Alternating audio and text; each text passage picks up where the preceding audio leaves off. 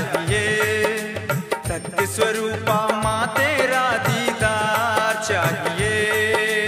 तरस रहे हैं मेरे नैना प्यार चाहिए, तरस रहे हैं मेरे नैना प्यार चाहिए। तेरा प्यार चाहिए, तेरा प्यार चाहिए, तेरा प्यार चाहिए, तेरा प्यार चाहिए। प्यार चाहिए, प्यार चाहिए,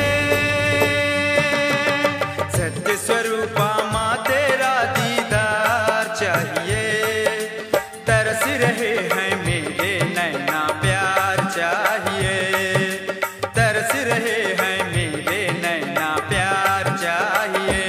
तेरा प्यार चाहिए, तेरा प्यार चाहिए, तेरा प्यार चाहिए, तेरा प्यार चाहिए।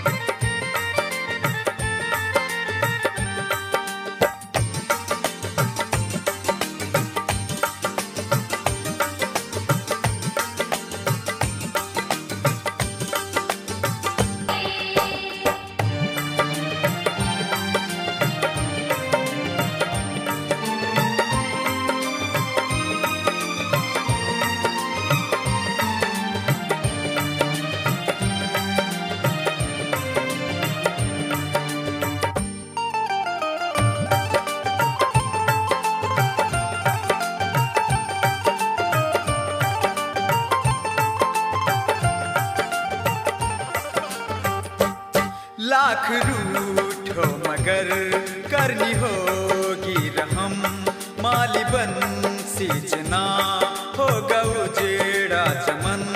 फूल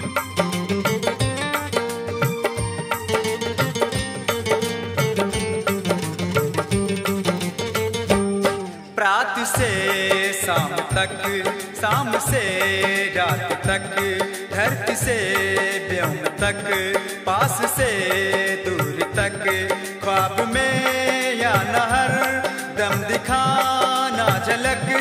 जब तलक इस जमीन पे रहूं तब तलक, जब तलक इस जमीन पे रहूं तब तलक। खुशियों से, खुशियों से हरा भरा संसार चाहिए, खुशियों से हरा भरा संसार चाहिए। तरस रहे हैं मेरे नैना प्यार चाहिए, तरस रहे हैं मेरे नैना प्यार चाहिए। तेरा प्यार चाहिए, तेरा प्यार चाहिए, तेरा प्यार चाहिए, तेरा प्यार चाहिए। तेरा प्यार चाहिए, तेरा प्यार